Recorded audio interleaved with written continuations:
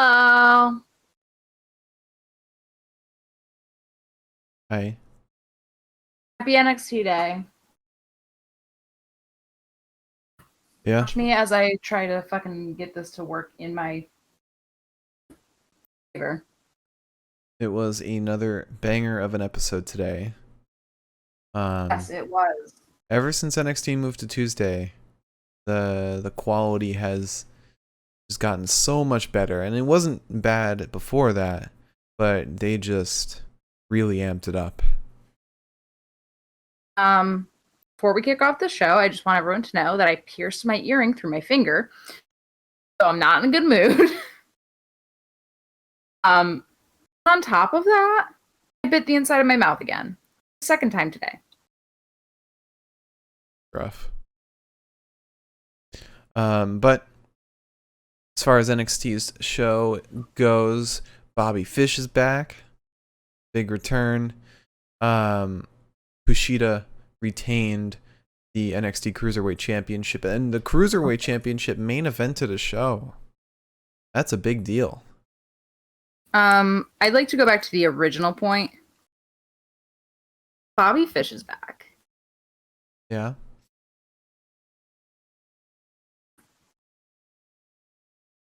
Mark, you were just in his hometown. You should be excited for him.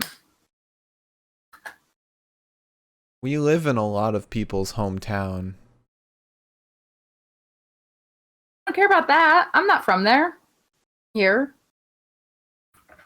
So if This is you my boy. okay.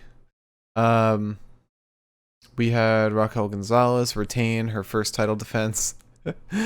I'm sorry, I don't get excited for Bobby Fish. It's just he's the least interesting member of Undisputed Era in my opinion. That is false. They're all interesting. And you're wrong for trying to pick a favorite. Except it's Bobby Fish. Also, it's kind of rude that we had to get rid of Roddy to get Bobby back. Okay, those two things do not correlate, Have you seen them in the same room together? implying that they're the same man. I don't know. Are you implying they're not? Alright. Well, Morgan Smith said, I knew Raquel was keeping it, but I'm sad that Mercedes lost. I had no expectations for Mercedes winning that. I have opinions Yeah. about that match. Miriam said Bobby Fish came back with his hair dyed, and therefore we must unstan. Oh, looks like you're alone now. Oh, oh. No, I was gonna say something nice about Pete Dunne today too, and now I'm just not going to. I just feel heartbroken. No Thatcher today either. No Imperium. That's because Wolf's a little puss. So start there. Also, Mr. Bobby Fish, I saw gray hairs still, so I'm not giving up hope. We also had a match between Karrion Kross and Austin Theory, which heavily implied a big feud between Karrion and Johnny in the future, towards the end of it. Miriam said I was waiting for Silver Fox, instead we got brown-haired Fish. No. Morgan Smith said, isn't Fish one of the guys in the QAnon stable in NXT's backstage? Oh my god. There's so little convicting him of that. I refuse. Alright, well, don't provide excuses for him. Going to. You don't like us providing excuses for anyone else. I'm just gonna leave It's it different. alone. Just gonna leave it alone. We all have a problematic fave. Yours just happens to be Bobby Fish. I don't know why. You could pick so many others, but sure. To be fair, a lot of the problematic faves that you could possibly have would be no personality cross Tommaso or Ciampa. somebody that right, no personality Champa. He has a personality. Ciampa definitely has a personality. When they spun him face, he lost all of it. I'm sorry. All right, well, how about Austin Theory? I don't like grown men that have potentially texted young girls. Again, that's the problematic part of problematic fave. The thing is that Bobby Fish has only been in trouble for potentially maybe being involved in something bad. I think you mean the word allegedly. There you go. Which is the word we're using to describe everyone that is We have not used the allegedly in a minute. You're right. I feel like because I look really yellow right now, I'm going to look like fucking disgustingly gold on the podcast. So anyway. I'm going to turn that light. Look at me. Morgan Smith mentioned Xia Li, and I just realized we haven't seen Xia in a long time. It's been like 2 weeks now, right? Yeah, we got that promo and then nothing else. That weird Bohemian Rhapsody promo. I'm not too worried. I feel like with NXT, like if we're missing somebody for an extended period of time, we always end up getting them back. Yeah, this might be a situation where there's legitimately nowhere to put her, which I get. Yeah. Because it doesn't seem like there is anywhere to put her. I mean, even the people she was feuding with before aren't really doing shit right now. Oh, Xia Brookside. Morgan Smith's problematic fave is Xia Brookside. Oh, that's understandable. Yeah. That's a good problematic fave. She seems so normal. Yeah. I feel like the coffee. The coffee is no. That's a problematic fave. Oh, fuck with that. That's too far over on the problematic side for it to be an acceptable problematic fave. Again, allegedly. All right. Scarlet, yeah. Hot. But yeah. So news. Let's jump into the news. My hair is such a mess. I'm a mess today in general. I'm hoping that Johnny Gargano never slips into that problematic sphere because he is my favorite, and I refuse to let him be my problematic favorite.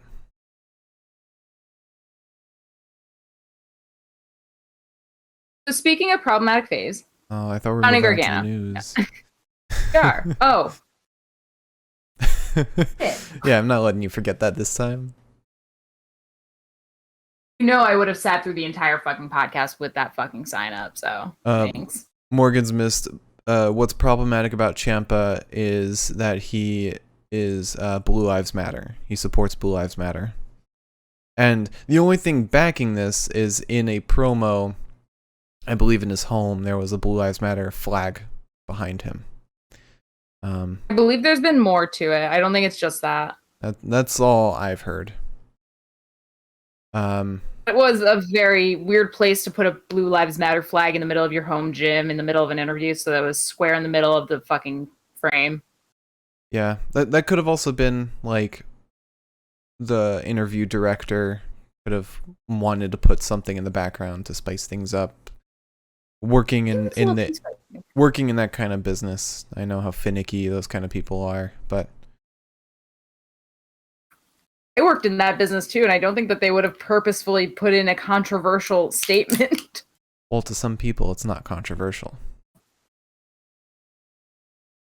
Yeah. Anyways, so speaking of problematic faves, though, by that I mean just problematic people in general. Okay. Teen Dream. Oh, didn't we talk about him on Monday? We did not. We talked about it. I don't know where I am. We did not. So Velveteen Dream was backstage at Raw. Great. He has not been around in NXT in a hot minute. So I gotta be really honest. If Dream debuts on Raw, dude, that might be the straw that breaks the camel's back for me. If Dream debuts on Raw, I don't want to make this public declaration because I might not mean it, but if he debuts on Raw, we're switching the Raw podcast to Dynamite podcast. Why don't we switch it to Dark Elevation, because that's what's on Mondays. No. Dark Elevation's lame. Oh, well, I guess then we would just do Tuesday, Wednesday, and then have Friday. And we could have a nice rest day after a pay-per-view.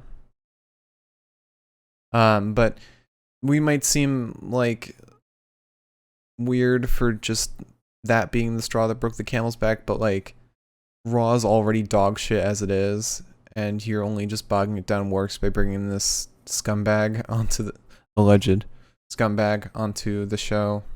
Like, you're just making the show, you're digging its grave. Like, I've already made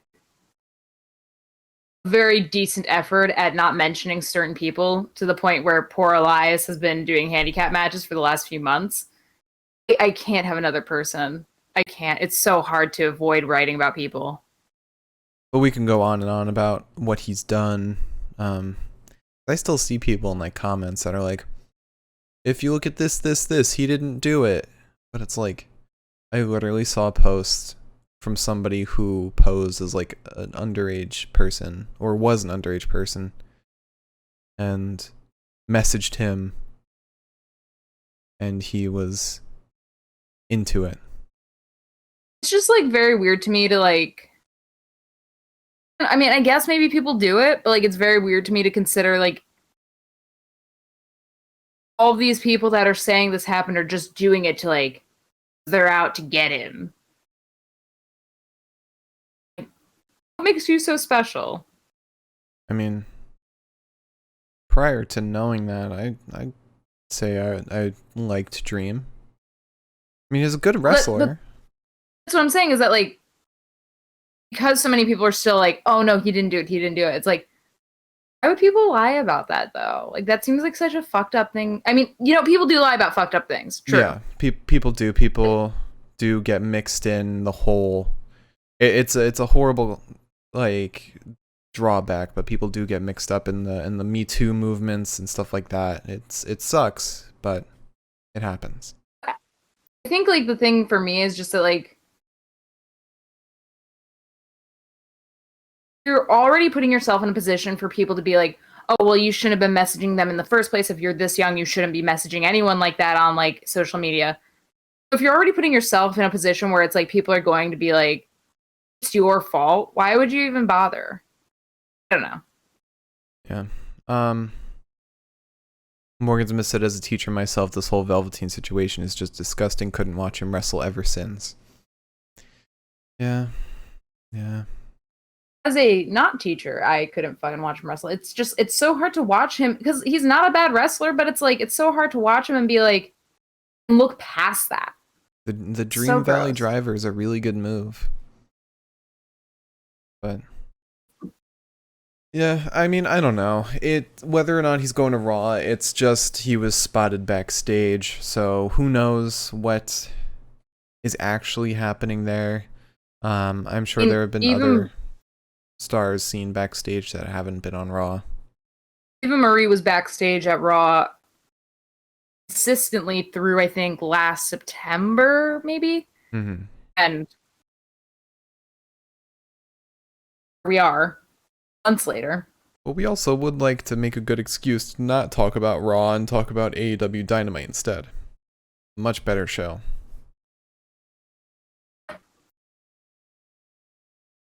Yeah. Honestly. Would love to talk about Orange Cassidy, Kenny Omega, Adam Page. You know what? If I fucking have to, talk about Chris Jericho. Take that bullet. Yeah, at least everything with Chris Jericho is just like political and unsafe with the whole concert thing. At the end of the day, like, you can look at Chris Jericho and just be like, well, that's a trash human being that's just riding out his twilight years. Yeah, he peaked a long time ago, but he thinks he hasn't peaked yet. I'm gonna say something really mean. Hmm. But I think the way he's been wrestling lately, which isn't well, punishment enough at this point. I mean, look, he's still making great promos. The Inner Circle Pinnacle feud was actually fantastic.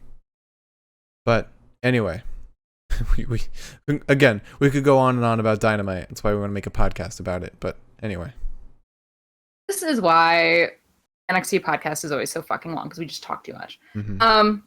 Okay, so on top of that, actually going back to AEW, Ricky Star, is that his last name? Ricky Starks. I It's mistyped weird. his last name. You love him, but yet you mistyped his name. Because I haven't thought about him in a while. Mm. But Ricky Starks is injured. He fractured his neck. Yeah. It was in the match against Adam Page. He took a move not too well. I believe it was a German suplex that it was a bad landing. But he doesn't need surgery, apparently. He's going to be out for 3 months, but he will still appear on TV in some capacity. In promos, you'd imagine. Yeah. It sucks because, of course, it's a bad injury, and he's a fantastic personality and fantastic wrestler. But we wish him the best. I think I remember that move, too, and I think I remember us both sitting there like, yeah, I remember it. that's a dead man. Also, sorry, Morgan Smith just said I have the worst track record on wrestling t-shirts. Bought a Jericho one, found out he's a Trump supporter. Bought a David Starr one, found out he's a piece of shit. Oh. Oh. To be fair, not in the same vein, but Mark got me an Undisputed Era shirt for Christmas, and they broke up a month and a half later, I think. Yeah. So, I'll make mistakes. Still the comfiest shirt I own, I think so. But we are now coming to the realization that AEW is probably going to beat out WWE. Somebody had to beat somebody out because they were both vying for to be the first people touring. It looks like AEW is going to start touring July, right? Isn't it like July, mid-July somewhere? Sorry, let me read you this first paragraph and you'll understand why my brain just shut off. All Elite Wrestling announced yesterday that the company is going to resume touring next month, starting with the July 7th episode of AEW Dynamite, which is scheduled for Miami. You see where my brain shut off? Mm-hmm. Last I checked, next month is not July. Right. They're probably taping. Unless they're taping? They're probably taping, and it will air July 7th. Okay. So, yeah, I short-circuited on that. But obviously, WWE is not going to start touring until SummerSlam. Should be their first touring event. Which they said should be in Madison Square Garden, is the plan right now. If you want to steal my pieces of news, you're going to have to fight me. Gotta have something to say. My next piece of news was Liz and Mark go to SummerSlam. Okay, it can still be that. Realistically, location-wise, Liz and Mark could go to SummerSlam if we wanted to. Yeah. And Liz and Mark might go to SummerSlam, because if I'm going to spend any kind of money on anything, it's going to be wrestling. It's going to be the one thing that gives me no return on my investment. We still need to figure out the details of the podcast. We might do like the day after we'll shoot the podcast. If we're capable of any sort of doing this. I mean, it's August. But yeah, we'll give updates if we do decide to go to a live show, because I've always thought about that. Like, what if we go to a live show? What are we going to do about the podcast? We could just like do the podcast in the car. Oh. That implies that we're driving to Madison Square Garden, which we are not doing. We'll do it on the subway. I don't know why I thought we would drive. Yeah, we'll do it on the subway. I mean, realistically, what I was thinking we would do is get back, because I'd probably take the next day off. So we'd probably just get back. We could do the podcast then, record it, and post it in the morning or in the morning. So, yeah. Ever done a podcast a day removed, though? I don't know how that would work. With that said, very exciting. And because it was the one location that they mentioned so far, and it seems like the general consensus is that there's several locations they're looking at, but there's one that stands out the most. That makes me pretty confident that it's going to actually be at Madison Square Garden. We'll see. Then just a couple of updates on certain people. First things first, Jeff Hardy is not leaving. Jeff Hardy still has about 2 years left on his contract. I know a lot of people were thinking because he blew a kiss to the crowd last night, and he's been kind of just essentially a jobber. People were kind of thinking that he was leaving, that he was going to AEW, but he still has 2 years left, so I don't see that happening. Humberto is not injured. They stopped the match because they were worried he was injured. He's fine. He should be able to wrestle as soon as he possibly wants. That's good news. And the last piece of news is that Elizabeth's getting her way finally. And that Jinder Mahal is getting a nice big push. On top of Jinder Mahal getting a nice big push, we're probably going to end up seeing him in a feud with Drew McIntyre. Okay. Sounds like it'll be fun. I mean, what we've seen from 3MB reunions has been fantastic with Heath and Drew. And Jinder and Drew would only make for amazing matches. I love passive-aggressive remarks about the existence of 3MB. I like that it hasn't been swept under the rug entirely. You mean like the Shield? Yeah. It gives me like a thrill when when Drew and Heath were like, we've been together for so long and all this shit, and I was just like, yeah. It's fucking goofballs. That's all I've got for news. Not much. Cool. All right, so now we move on to matches and promos. Great episode of NXT. I actually don't have that many notes. That's because there were not that many promos. So we started off immediately with Austin Theory versus Karrion Kross.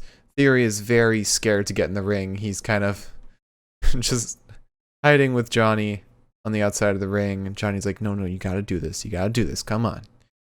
Austin gets in the ring and is still very scared. He's just like so hesitant to attack Karrion.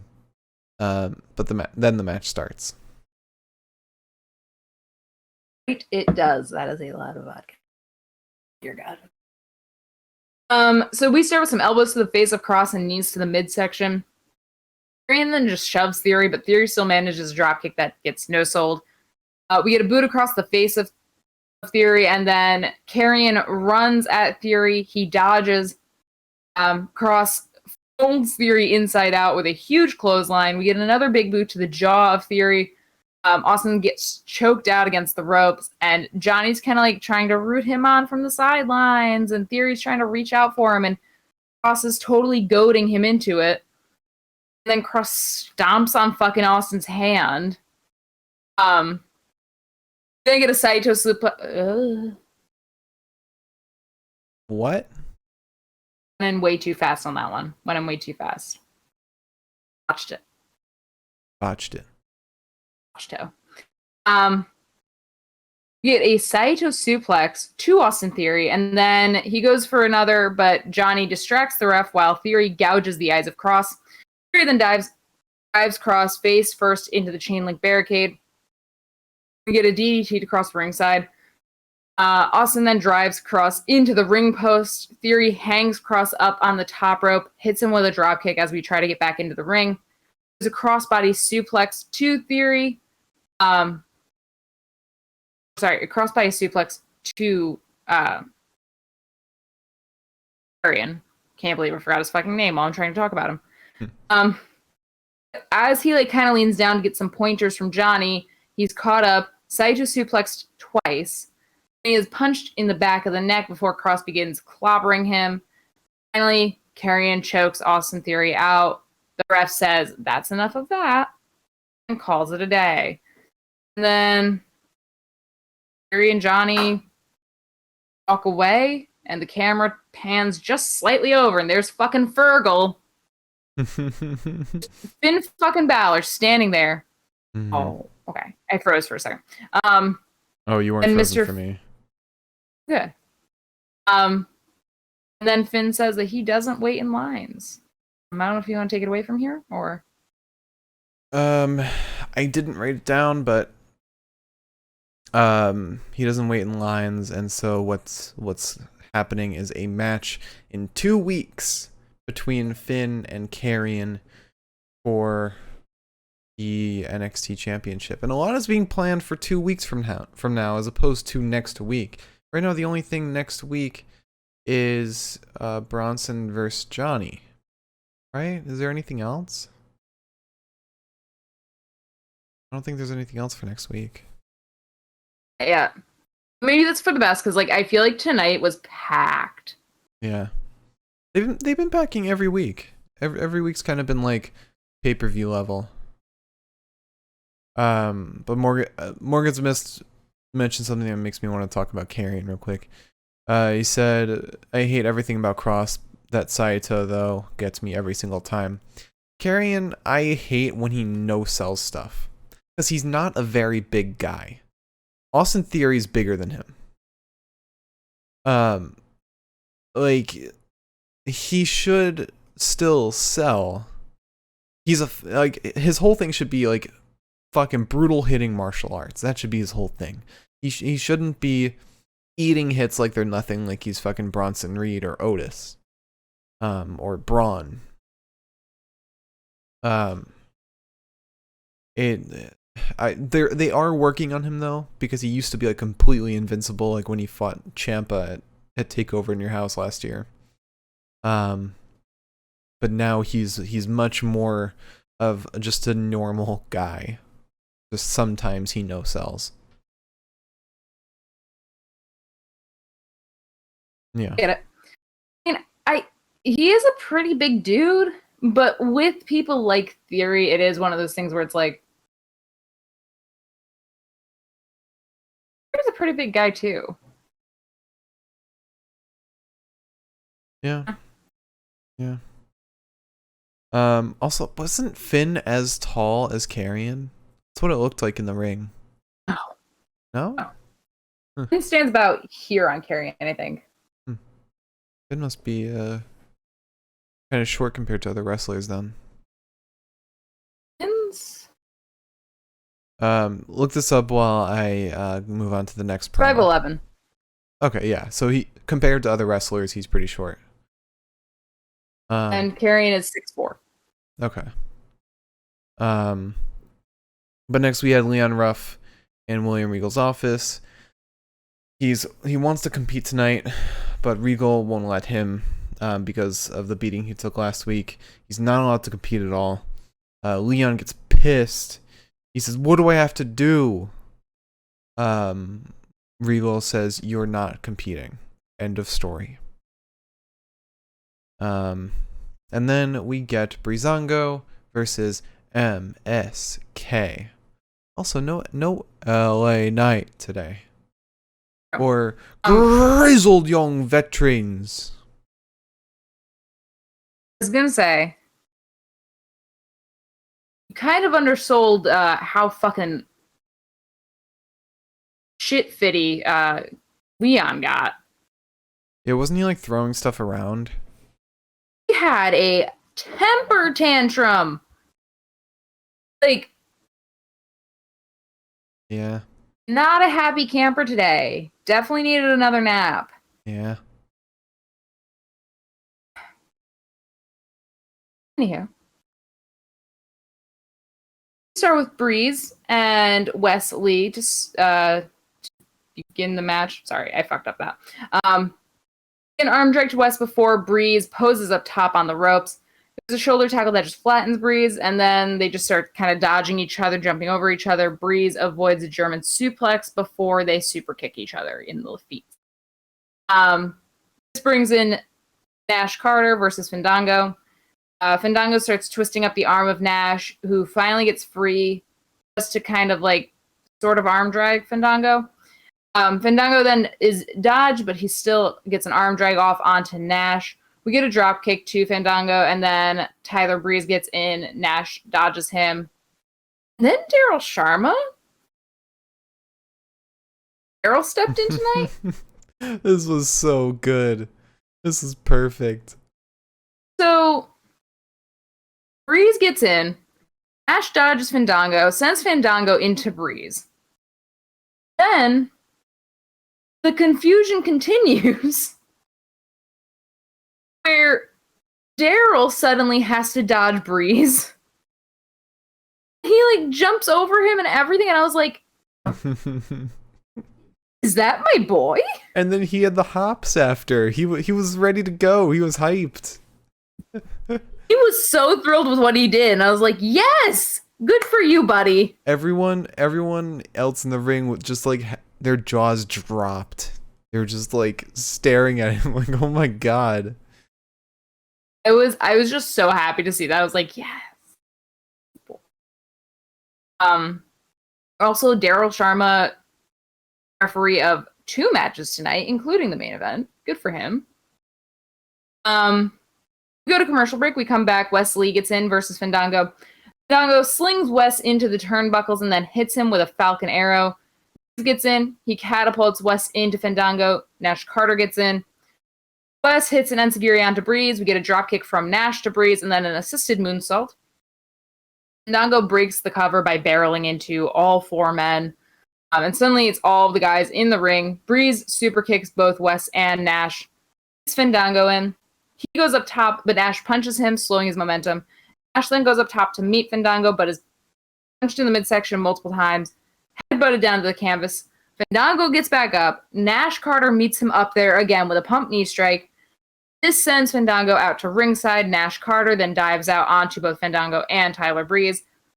Wes Lee, and there's an assisted dropkick to Fandango that looks fucking brutal because it's basically just a dropkick where Wes pushes Nash in the air, and I was like, dropkicks already look nasty enough. Like, yeah. Breeze gets in, he goes for the unprettier, but he gets caught with a boot to the midsection. MSK manage their sweet little finisher, the double team blockbuster. Win. Retain. A really fun match. But up next we have a promo. This promo was fantastic. So Johnny Gargano goes to see William Regal yet again. It's that time of the episode. He goes in, door's already open, and somebody quoted this on Reddit. William Regal says, "Oh, this is novel. I actually don't have a meeting and I've left the door open for you." Because Regal is pissed. After Leon came in and had a temper tantrum, now Johnny storms in. Oh my god. Regal had one nice day off for his birthday, and now immediately he's thrust back into this shit. Like, oh my god. Johnny's mad about the title match that was announced for next week. They're arguing. William Regal's like, "I got you the headband you wanted though," and Johnny's like, "Yeah, it's a really nice headband, thank you." He reaches for the brass knuckles. And then Regal says, "Don't you dare touch those knuckles." And then Johnny grabs a pencil and just snaps it. This whole promo was gold. Oh my god, Johnny as a heel is the best thing of WWE TV, if not professional wrestling in general. I also don't want us to overlook the fact that William Regal, every fucking week, comes out there with the most fucking personality, and I love that for him. Yeah. Yeah, he's way better than Adam Pearce. Although, not to discredit Adam Pearce is great. But Regal, that frustration, that tiredness, that shows. He's exhausted, and I don't blame him. He's willing to yell at the wrestlers. Oh, poor man. Poor fucking man. Really fantastic. And the fact that everyone in the locker room like looks up to him too. So great. Everyone calls him Sir. Love He's it. a king. So after that we had Peter Dune in the ring. He talks about how Finn Balor is now skipping the line.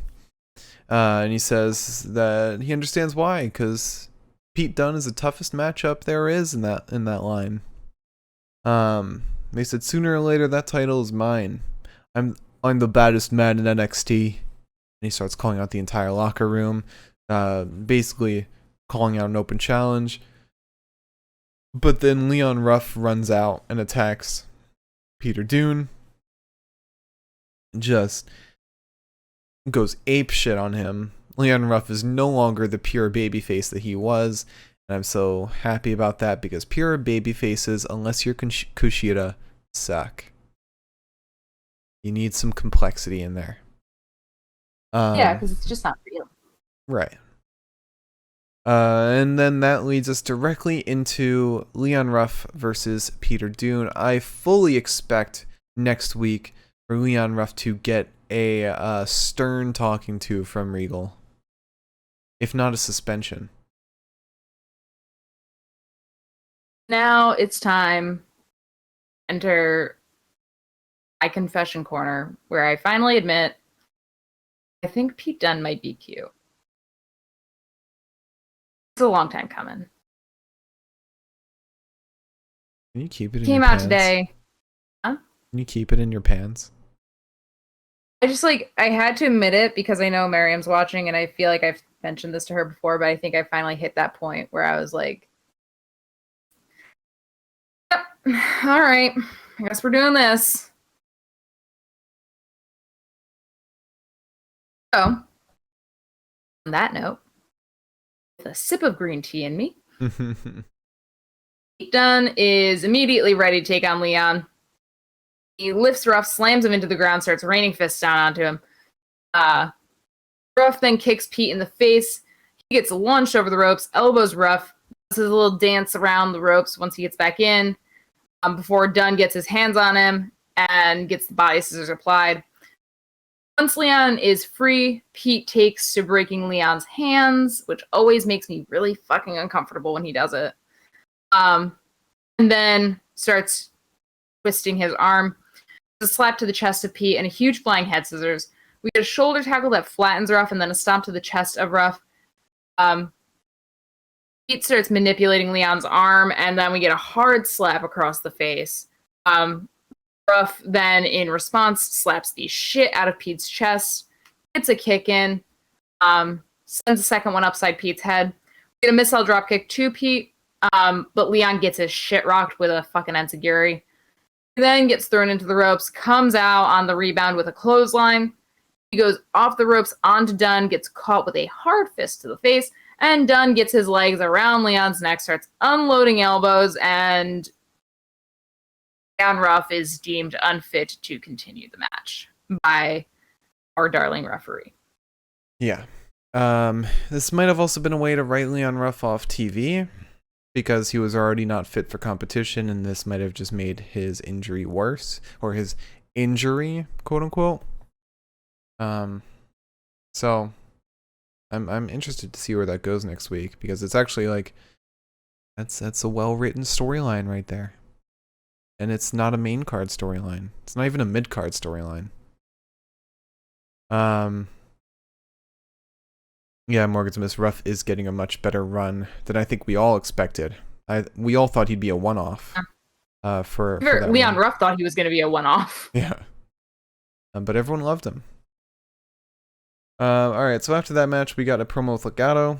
Wild and Mendoza just start talking up Santos.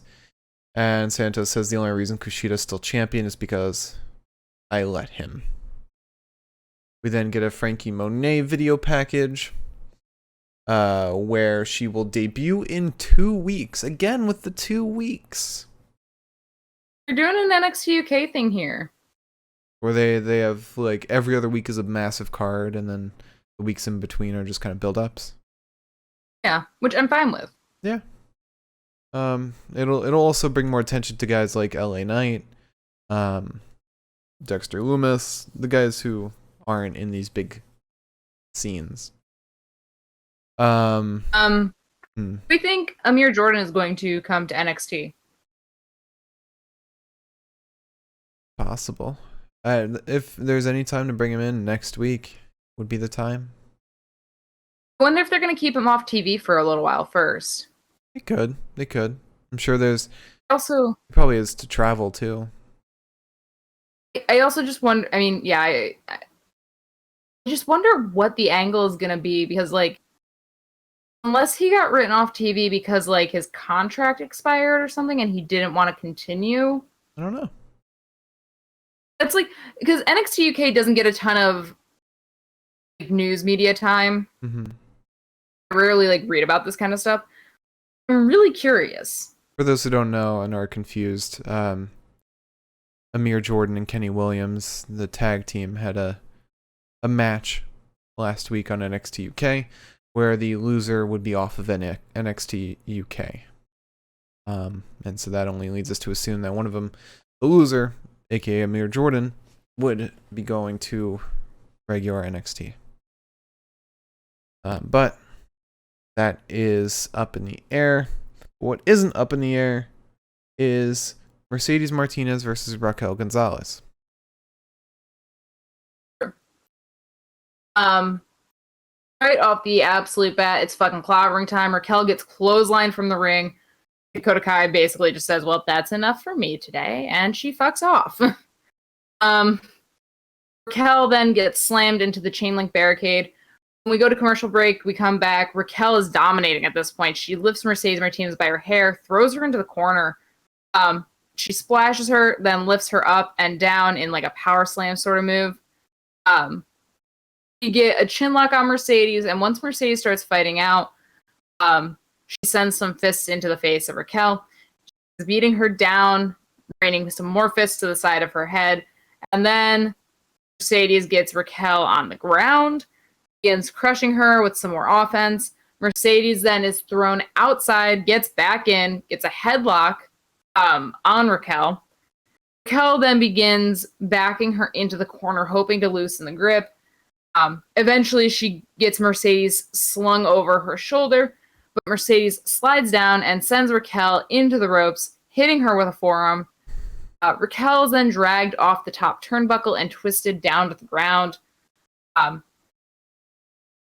Raquel's then on the apron. She gets speared there. Mercedes gets her back into the ring and kind of keeps her down on her ass for the most part.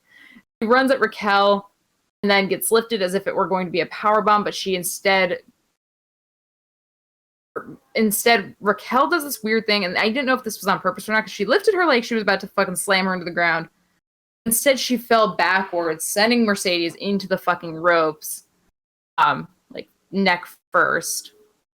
At this point, we go ringside. Mercedes is sent into the barricade and then into the ring post. We get a jawbreaker to Raquel from Mercedes. We get back in the ring. There's a clothesline that just folds Mercedes in half and a backbreaker. She's lifted for the suplex, but Martinez slips down, nearly fucking conks her head open on the fucking canvas. But she manages to avoid the suplex, sends a knee to Raquel's face. There's a fisherman buster to Raquel, and the fact that Mercedes Martinez can manage that on somebody as large as Raquel is beyond me. Mm-hmm. Raquel, however, gets some knees under the jaw, but she pulls out a big boot to the face of Mercedes. Then get a powerbomb, and Gonzalez wins. My only criticism of this match was really just that it was very one-sided for Mercedes for the most part. Raquel got a few hits in, and then Powerbomb was really that, like, it was very out of nowhere. Like, Mercedes kind of had, like, the upper hand for a lot of it. Even with her having the upper hand, I never really actually believed that she would get the title. Like, I was never convinced. I didn't think that she would either, but I just thought that the balancing of the match was a little... Yeah. But it was a nice, solid, hard-hitting match. Not a bad match. But then we get a little clip outside of Swerve and his crew rolling into the CWC. Morgan Smith said they're building her as if she were Rhea. They should use Dakota better as a heel manager. I'm excited to see how they bring Dakota more into the fold. Like, she'll probably, as we've seen already, she'll probably be that desperate tag team member who tries to stay involved. Thus starting the breakup, which is inevitable. I don't know. I think by the time we get her second title defense, it'll probably be more fleshed out. Yeah. The Swerve and his crew knock over the camera guy, laugh at him. But then we get Johnny and Austin Theory. They're backstage being forced out of the CWC, and then the camera goes back to the locker room, and Bronson Reed is flat on his back and was just attacked. He says that Johnny is a dead man.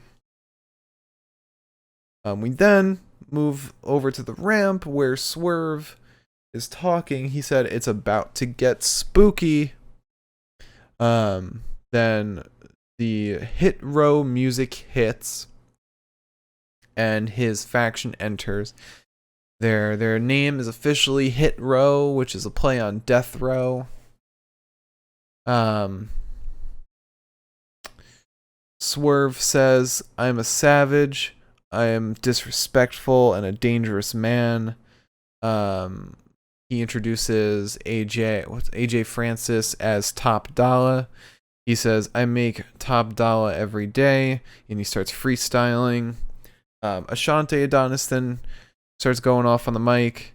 I didn't really catch much of what he said, but this is all them introducing themselves and kind of giving us their gimmicks and everything, their personalities. B-Fab then starts talking, telling us about herself, and then Swerve takes the mic back and says, "NXT Universe, take a look. This is a problem. Together we produce hits. We are Hit Row." And yeah, new heel faction. Not many face factions. Need more face factions. I'm happy with this. Yeah, I am too. I'm glad that AJ Francis found a place to fit in so quickly. I'm glad that Ashante is getting some time. Yeah. Also, Fab or Brianna Brandy. I remember seeing her so much in Raw Underground. And also back when they had like the Performance Center, like the trainees as like the crowd. Mm-hmm. So it's really exciting to see her getting like an opportunity to potentially wrestle like, in front of us. So I'm really excited for this. I think this is gonna be fucking fun. And Swerve's got an interesting new thing, and Swerve, I haven't found him interesting for a while. Yeah. Oh. Yeah, I agree. Oh, I just thought of a new face faction. That Diamond Mine could be faces. Could be. We didn't get a Diamond Mine NXT, promo. so maybe not. We didn't get a promo for them today. Didn't. I was waiting for that. Maybe we'll get one tomorrow. Or not tomorrow, next week. And tomorrow. Like during AEW AEW? Dynamite. That'd be the biggest fuck you to AEW buying ad space time.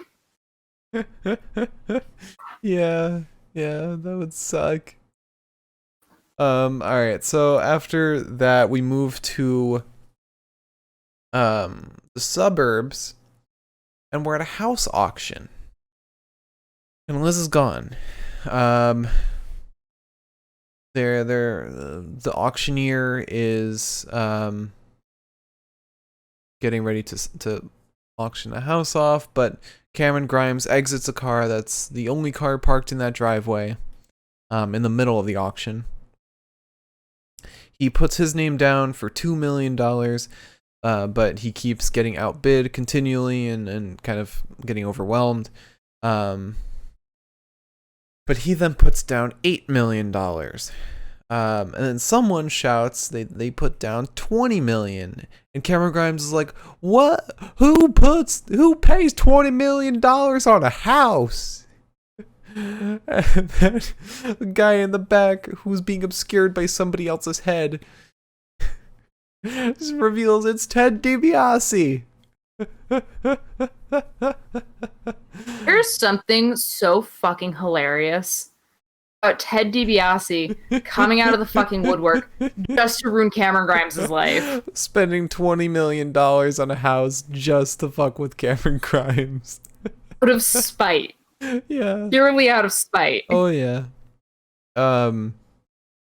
This it's funny that this all stemmed from Cameron Grimes trying to do a prank copying Ted DiBiase. Remember that? Yes. All right. So after Ted DiBiase then says to Cameron, "You are no $1 million man." Can't wait for this match. Ted DiBiase versus Cameron Grimes. It's gonna be like Cameron Grimes challenges Ted DiBiase or vice versa, but then stepping into the ring for Ted DiBiase is Peter Boudreau.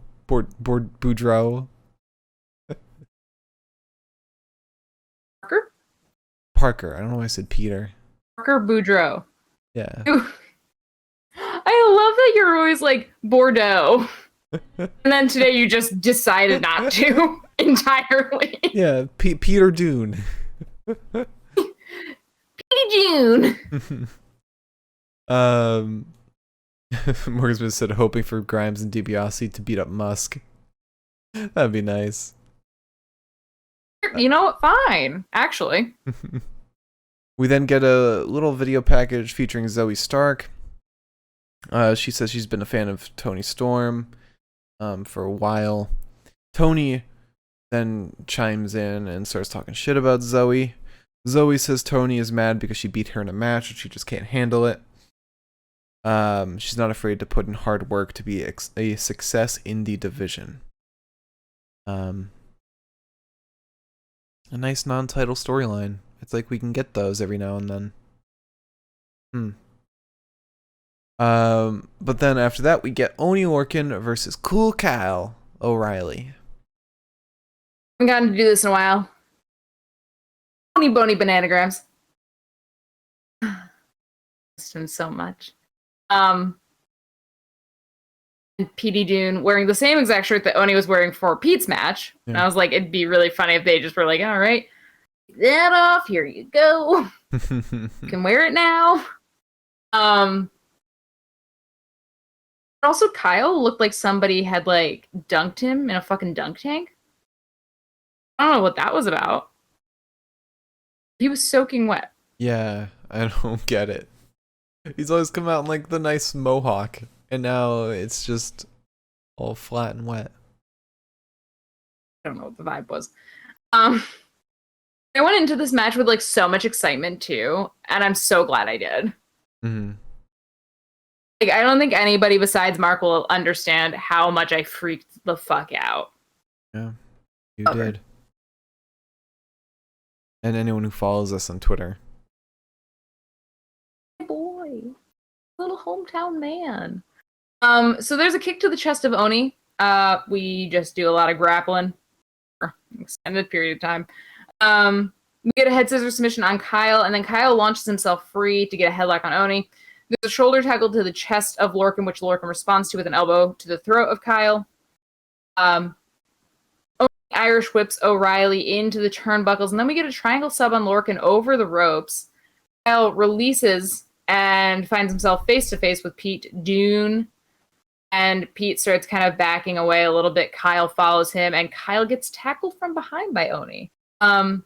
Oni then gets Kyle back in the ring, gets on top of him, starts punching the shit out of him. Kyle begins responding. Kyle begins responding to these chops with punches, and then eventually kicks. A second attempt at a kick is caught, and the knee is hyperextended. Oni then runs at Kyle and meets a knee to the midsection that just fucking folds him inside out. We get a leg sweep to Oni. And then Kyle's going for the heel hook. Oni won't allow it, grabs the rope instead. We get a big fucking suplex to Oni. A huge knee to the back of Mr. Oni to win. And then Mr. Pete Dune attacks Mr. Kyle O'Reilly. And usually Mark and I are about a minute or two behind in comparison to my other friends who are watching this. I saw one specific person, the fucking like the little star glitter emojis. I was like, oh no. Timothy Thatcher came out and helped Kyle O'Reilly. No, because that's too many gingers in one ring. Actually, I don't think Tim's really a ginger. But then, who steps in but Mr. Bobby Fish, the man who does not stop yelling? I fucking screamed. Best day of my fucking life. I missed him so much. It's been so fucking long. He's been injured for like the last 5 years at this point, it feels like. Oh man, you know, he fucking got out there and I just said, Lord, take me now. This is the best thing that's ever happened to me. I'm so happy. Bobby Fish returning was the best thing that's ever happened to you? Objectively. Oh man, I feel so sorry for you. I was so happy. I was so happy that he came back. Then I was like, hey, Bobby, like, things aren't the same. And Bobby yelled in response, yeah, I know. I've got my own scores to settle. Which doesn't, what scores do you have to settle? He's got scores, Mark. Like what? What score does Bobby Fish have to settle? Well, who fucking injured him? Wasn't it Oni? Weren't they fighting Oni and Danny and that's how he got injured? I thought, wasn't it like the whole, no. Was it War Games that he got injured? Yeah. His scores to settle would have to be with Oni and Danny and Oni. Wait, didn't that imply like, because he said you've got your scores to settle, I've got mine. That implies like his singles scores. Anyways, Bobby Fish is back and I'm so happy. I was thrilled. I could have leapt out of my fucking seat, except I was not in the position to do it. I'm so happy he's back. I'm so happy that we have the man that always yells back in our lives. We're so lucky. A senior citizen has returned. I'm on Ricky Stark's Twitter page right now, and he calls himself Stroke Daddy.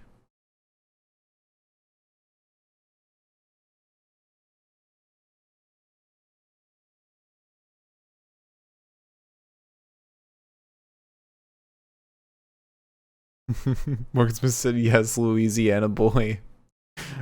Yeah, he's from Nolans.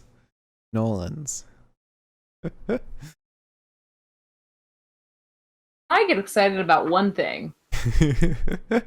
This is how I'm treated. Anyway.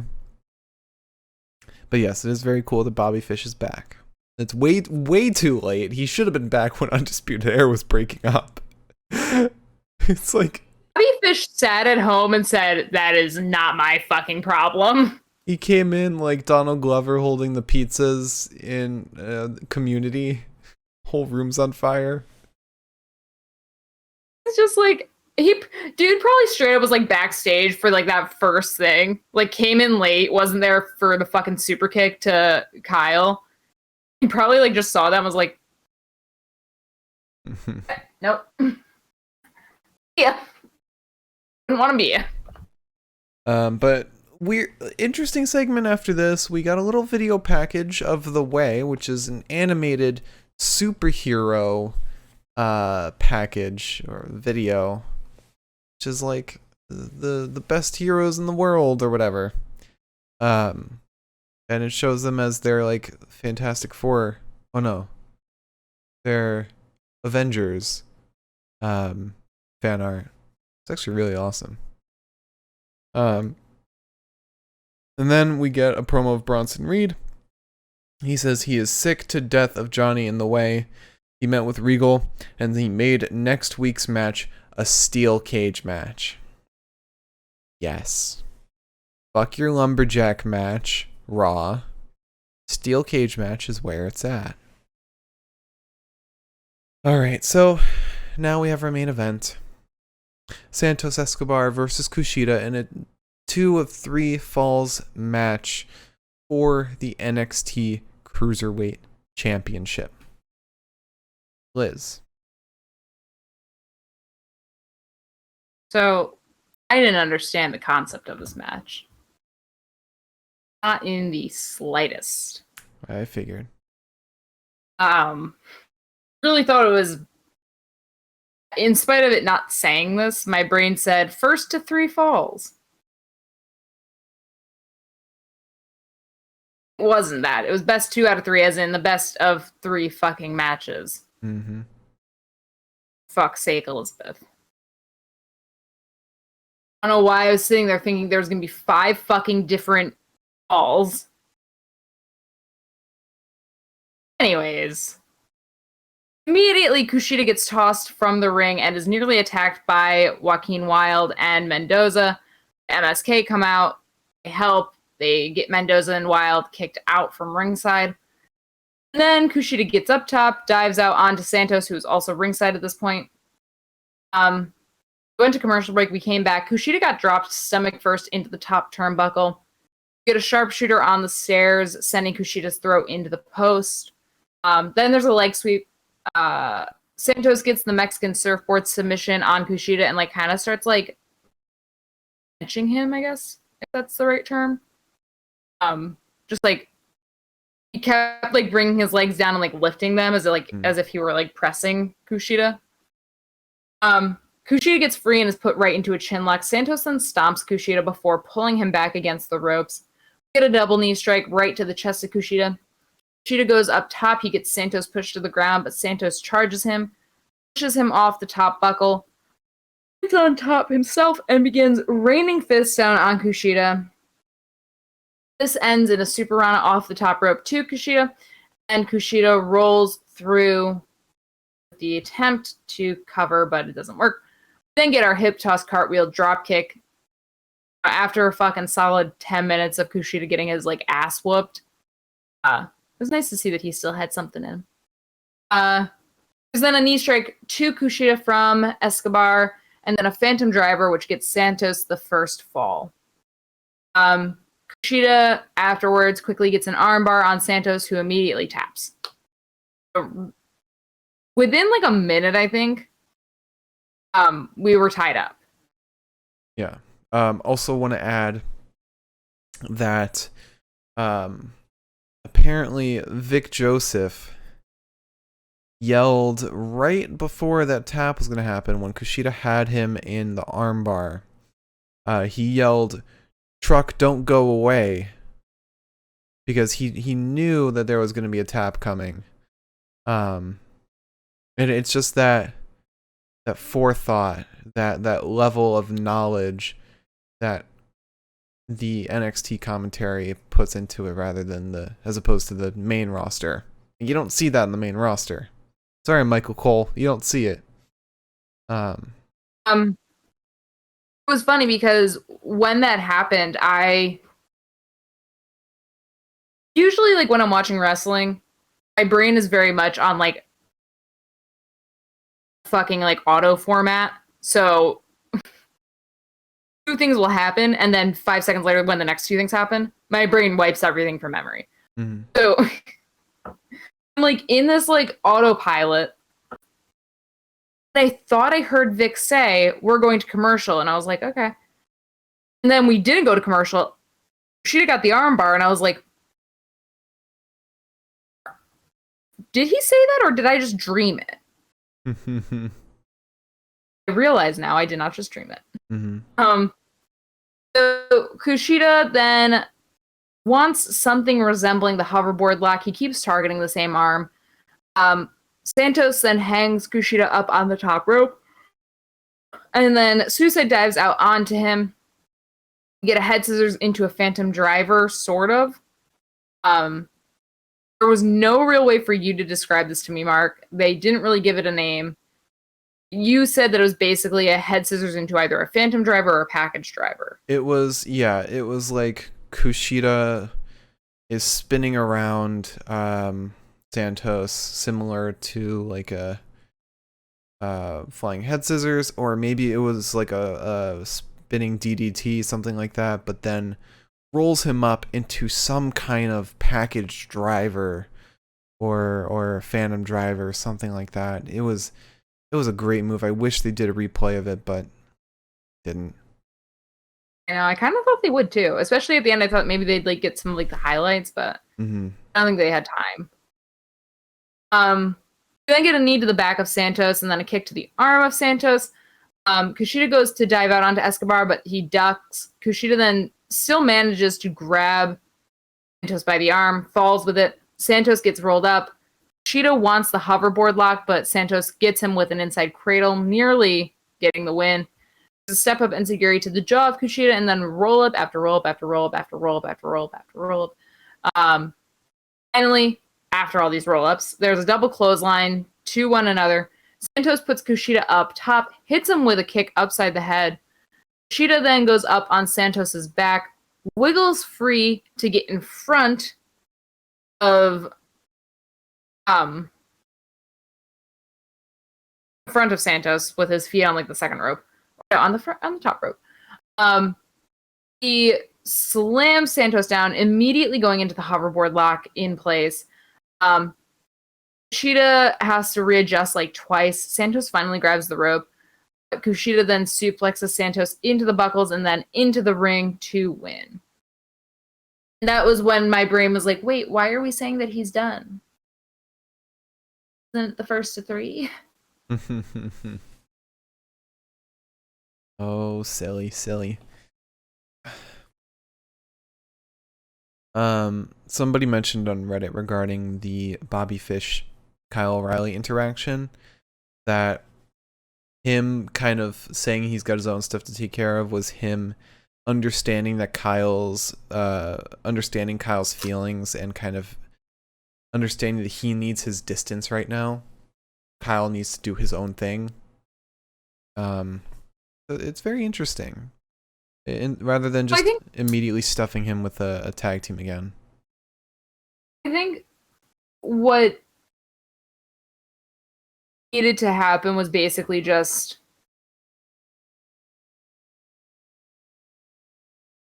Kyle needed to have that final interaction to tie up that loose end, I think. I think Bobby basically was just like, don't worry, I'm not getting into your space. Just want to let you know I'm here. That's why he said, I'll see you down the road. Mm-hmm. They're like, I mean, they do have. Just scratched skin off my fucking thumb because I thought I dropped something. Nice. Anyways, nice. Do have a shared history going all the way back to Ring of Honor, so I know a lot of people wanted to see that come back. Yeah. But I like that there's still that open door potential. I wonder about Fish though, because he's gonna need a mouthpiece. He's never been much of a speaker. I would implore you to watch old Bobby Fish and old Ring of Honor stuff. Bobby Fish has always been a very good mouthpiece for himself. Okay. Some of the best like call outs that I've seen have been from him. Because I just think about like Thatcher and his promos and how he's just having Ciampa as his mouthpiece right now. No, I think that Bobby Fish was able to kind of fall back on Adam Cole for a while. But Fish himself, I genuinely think that you would like to see some of the old stuff that he used to do. He was funny. He was convincing. I do want to watch more Ring of Honor. Start there. Start watching some old I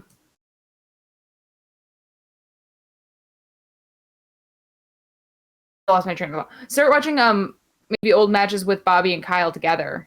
Wasn't there a tag team called like Redragon, something like that? Red Dragon? I saw somebody commented on Reddit. I think it's Red Dragon. I don't know how to pronounce it, but it is that. It's a little Ari and then Dragon. Morgan Smith said Fish was always better than O'Reilly on the mic. Anything else, though? Kyle has gotten a ton better on the mic. But what worries me about UE breaking up is Roddy. They might have put him off TV because he's not good on the mic. He needs a mouthpiece and doesn't have anyone. I don't know. Unless Roddy, I can agree, is not great on the mic. Unless he debuts on Raw with Eva Marie. That would make me mad, but okay. I don't know.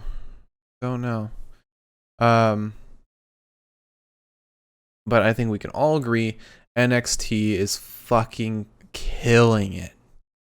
They are so fun, and they might be the best.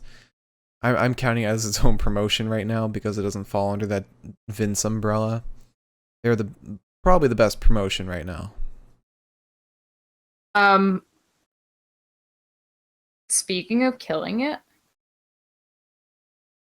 shout out to us for having Elias retweet our tweet last night. Yeah. Shout out to Elias. The podcast where we said that he deserves better. You know what? I hope that he saw that. Yeah. I'm sure he didn't, but I hope that he did. All right, so best of the night. Remember to, if you have a question for us for the Q&A segment, leave it in the chat now. If you're watching on YouTube, leave a comment down below, and then we'll answer it in the next video, in the next podcast. You leave it in the YouTube video, we'll answer it in the next podcast. Yes, that's what I said. If you leave it in the Twitch right now, we will answer it now. And it can be anything from wrestling stuff or what's Mark's favorite color. Yeah. All right. Mark said he would prefer be wrestling stuff, but I don't give a fuck. All right. So promo of the night. We've got kind of a lot to cover. We started with Leon Ruff talking to William Regal. This was great. This is kind of the turn to Leon Ruff, whether it's to heel or just more dynamic face. It spells great things for his character. And continues the saga of William Regal absolutely dreading the NXT roster. Then we have Johnny talking to Regal. This was even better in my opinion. This was great. Because anytime Johnny and Regal have to interact, it's always a pleasure. They're so good together, and Johnny just brings so much comedy. He is amazing. We then had Pete Dunne talking in the ring, calling out the locker room. This was fine. Didn't find anything exceptional about it. I feel like I'm getting the vibe from Pete Dunne that it's like he's been shoved to the side so much that he's trying his best to kind of stay relevant. It's like the celebrity that goes on Dancing with the Stars. You're just trying to stay relevant. After that, we had a promo with Legato. There was really nothing there. We had the Frankie Monet video package, which was just interesting. We had Swerve and his crew rolling into CWC. That was fine. We had Johnny and Austin getting kicked out of the CWC. That was great. It was very short, but it was great. And that's also something you don't see in the main roster very much anymore. Like, people just like getting just annihilated backstage. When was the last time that happened on the main roster? Backstage fighting. And Sheamus? Yeah, okay. I meant more of like just a one-sided attack. Oh, I guess Sheamus and Humberto. Okay, so I take that back. But it was very nice. Very, very fun. Then we had Swerve and him introducing the Hit Row. That was great. Love this new faction. It's really cool. Swerve's comfortable. Great spot for everyone. Then we had the house auction. Hilarious bit. Continuing the Ted DiBiase saga. Love it. Then we had the Zoe Stark video package, which felt forced. It wasn't great. It's probably the low point in the episode. Then we had the Way Superhero video package. That was fun. And then Bronson Reed being mad and announcing the stipulation for next week. Great stuff. Great stuff. But if I were to pick promo of the night, I would probably pick Johnny trying to touch the knuckles. Because William Regal's birthday was yesterday, I will phrase it differently. I'm going to pick William Regal has to put up with one more fucking idiot. I am so excited for next week. I'm so excited just to see William Regal's reaction to A, Leon Ruff having a match, and B, Johnny attacking Bronson backstage. It'll be so good. I'm so excited. Alright, so Wrestler of the Night. We start off with Austin Theory versus Karrion Kross. I wrote down Karrion, but I think I want to go with Austin. I'm tired of Karrion, like, no-selling. The more I think about it, the more I'm just tired of it. Like, he's getting a lot better. He really is. His Saito suplex is fantastic. But Austin just did such a great job selling, and he made Karrion look a lot more devastating than he should have. And Austin still looked really good. He nailed a nasty drop kick in the beginning. He's really good at drop kicks. Even just standing still, he gets so much air. Yeah. But yeah, so Austin for that match. After that, Breezango versus MSK. Who did I write down? I wrote down Nash Carter. Nash was great. Nash was fantastic. That assisted drop kick was fantastic. MSK always pulls off some crazy shit. Sometimes completely unnecessary. Like that push to moonsault. But the Nash was fantastic today. Then we had Leon Ruff versus Peter Dune. I am going with Leon Ruff. Leon was great. His aggression has really evolved over time, and you really see that in this match. This kind of desperation to just let out some anger. Great. Really good stuff. He's a great fighter, really agile, but still somehow manages to deal a lot of strong damage, especially to someone like Pete Dunne. Then we had Mercedes Martinez versus Raquel Gonzalez. I'm going with Raquel. Mercedes didn't look so hot. She didn't look, that great. She looked like she botched a couple stuff, which, it happens. But Raquel looks powerful as hell. Like that, what is that move? What's her finisher? Like the one-handed power bomb? Yeah. That is Basically so. just spiking somebody. That is so good. That is gnarly. Um. Yeah, that is an insane finisher, and I can't wait for her to do that on somebody like Dakota. That is gonna kill. All right. So after that, we had Oney Lorcan versus Kyle O'Reilly. I chose Kyle. Kyle is again a fantastic wrestler. He is amazing. His combination of entertainment wrestling and technical wrestling is just fantastic. He is so good. He's so entertaining too. He's been meshing his new character well with his wrestling. Yeah, Kyle's great.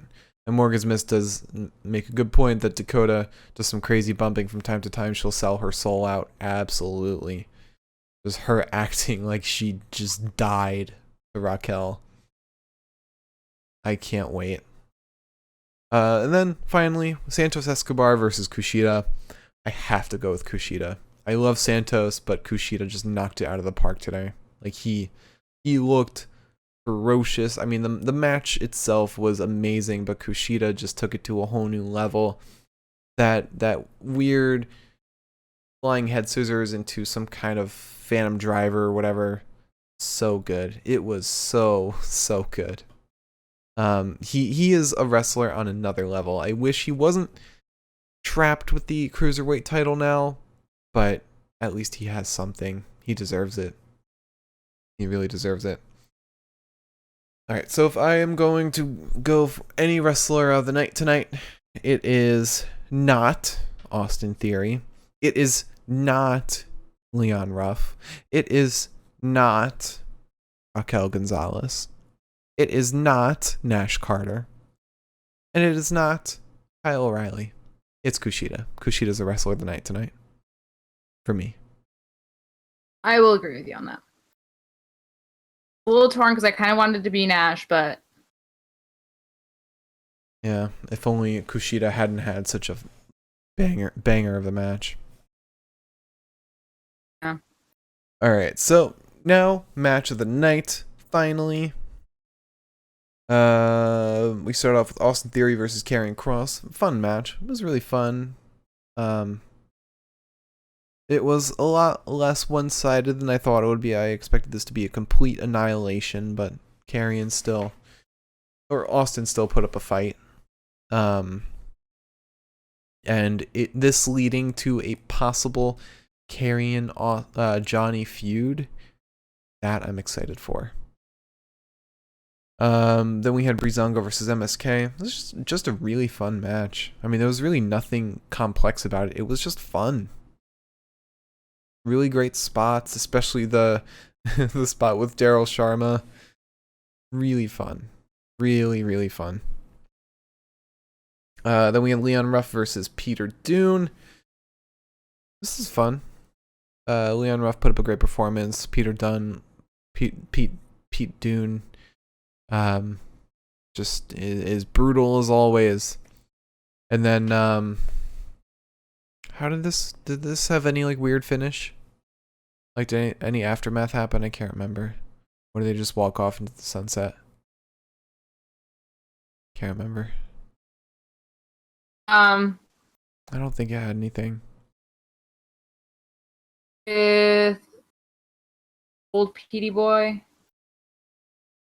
The only way it ended was Leon couldn't continue. Okay. That was it. Anything special. Okay. It also made Pete Dunne look strong as hell still.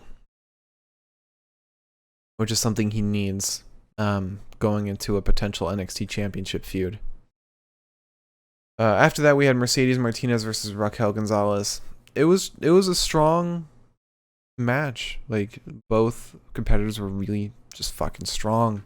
It didn't seem like there was anything complex about it again, but it was just fun wrestling, brutal. It was good. It was really good. It also didn't look like it was gonna go anywhere like extensive. It definitely doesn't look like Mercedes is gonna challenge again. Thank God. forced rematches. I know. Then we had Oney Lorcan versus Kyle O'Reilly. Really fun match. These guys know how to put on a great match that is no reason to be this good. This match was definitely just to fill time, and yet it was still great, still fantastic. And then the surprise reveal with Bobby Fish was just a cherry on top. Lastly, Santos Escobar versus Kushida. This match was a banger. This was great. This was some fantastic stuff. Kushida and Santos just know how to put on a great match. I really love this. And that's why this is my match of the night. Kushida versus Santos. Yeah. What else would you pick?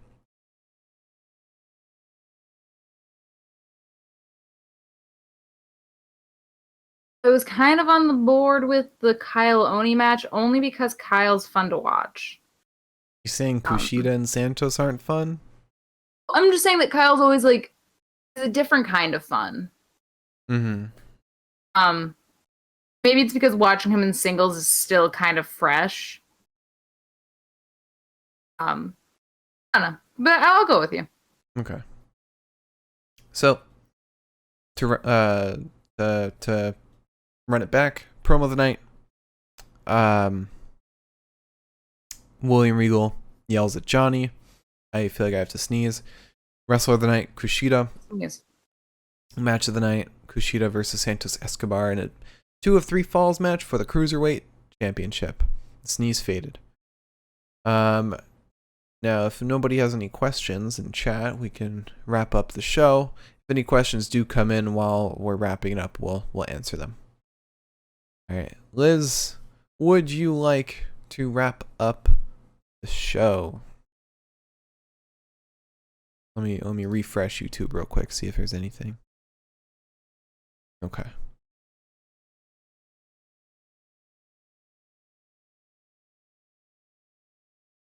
If you join us tonight, thank you so much. We always appreciate it. If you join us in the future, thank you so much. We always appreciate it. It's 10 days till my birthday. Oh yeah, it is. I won't be here, but I hope you'll think of me. Morgan's Mist has a quick question. Book Legado's first feud on the main roster. Legado's, are we talking the trio, or are we talking just Wild and Mendoza? I assume the trio. Because if it's the trio, okay. Jinder and Veer and what's the other one's name? Shanky? Shanky. How could you forget Shanky? Because I was thinking Skanky when WWE made the typo. Cruel. Which, to be fair, the H and the K are pretty close together, but still. Mm-hmm. How do you not like look back at the tweet before you send it? Yeah. But yeah, I'd book them. I'd book Legado against Jinder, Veer, and Shanky to kind of have that nice faction feud. Have Santos get over on Jinder, and eventually make his way up to the WWE Championship, or actually probably the United States Championship. This one tears me a little bit because I would have loved to have, when Kalisto was still in it, their match against Lucha House Party was a fucking banger. Yeah. And it's perfect for what Legado stands for, which is redefining Lucha Libre. You know what you could do? Kind of do what they did a couple weeks ago. Have Lucha House Party versus Legado with Sheamus teaming with Lucha House Party. And then eventually have Santos against Sheamus for the United States title. That's an option. I was going to also say, if we're going with trios that already exist, that are more closely aligned, because Sheamus notoriously does not work well with the team. Bring back the New Day as a whole. I feel like that would lead to some really fucking funny promos. I just thought of a really good one. Legado versus Roman and the Usos. Do you think Santos could really hold his own against Roman, though? Oh, yeah. Oh, I definitely think so. Because you have the ideals of Roman providing for his family, and you have the ideals of Santos trying to revolutionize Lucha Libre. That is beautiful booking right there. That's fair. Miriam also asked, who do you guys want to see Bobby fight first now that he's back? Oh, God. Pick one. I think part of me wants Bobby versus Pete. Part of me really wants that. I'm going to say LA Knight. That was actually where my head was going to go next. I could just imagine the promos between them. The promos would be really good. I do love a good technical wrestler. And Bobby's been more in that technical vein. He's always been in that, but like he seemed to return to it a lot more recently. So to watch him versus Pete. You see when it comes. What's that? Maybe I'm just pandering now. You gonna say Thatcher? No. Okay. I was gonna say I'm thinking technical wrestlers. I'm thinking of guys that are similar sizes to Bobby. Daniel Bryan? No. No. Still has the stink of main roster on him. Oh, come on. Aw. So sad. Poor birthday twin. It's also 10 days till Daniel Bryan's birthday. Get him something nice. Maybe Mr. Rust. Yeah. Because Rust kind of has that cocky air to him. Bobby's always, I mean, if Bobby comes back like Bobby was in Ring of Honor, he's going to have that same nasty little bastard personality that he had. I think that'd be sick. I could imagine Malcolm Bivens trying to talk Rust into that match, being like, look, it's Bobby Fish. He's like the weakest of the entire former Undisputed Era. Like, this will be a cakewalk for you. You'll be able to say that you fought one of the Undisputed Era and won. And then Tyler Rust gets his ass kicked. I mean, it's just that underestimating, you know? I just think that'd be a really cool match for them to do. In my opinion, when it comes to like technical wrestlers, I prefer when it's not technical versus technical. It's technical versus more entertainment wrestling or like high flying, because it's like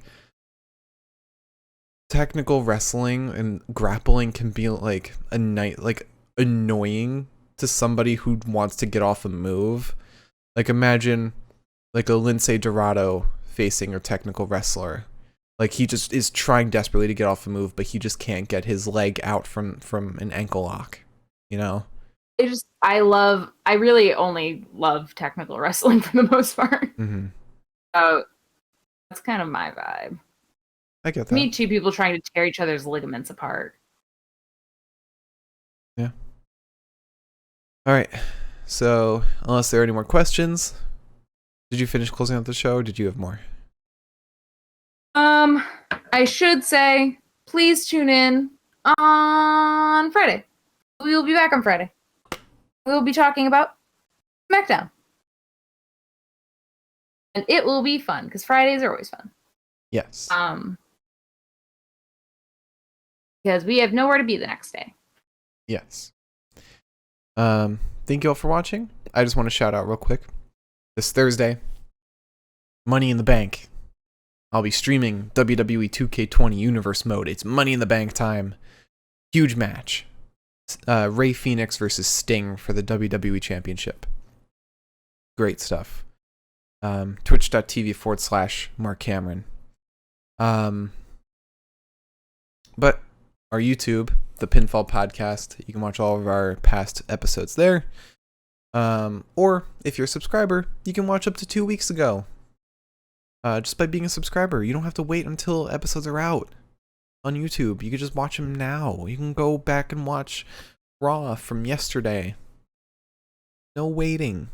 You can watch this right after. Great stuff. And then Twitter. Our Twitter is at Pinfall Podcast, as you can see down below. I'm at the Mark Cameron. Liz is at ElizaElaine23. And thank you all so much for watching. If you have a question that you would like to leave for us, if you're watching on YouTube, leave it in the comments and we will answer it on Friday during the live show. But yeah, thank you all so much for watching. We'll see you on Friday for Friday Night SmackDown. Have a fantastic evening.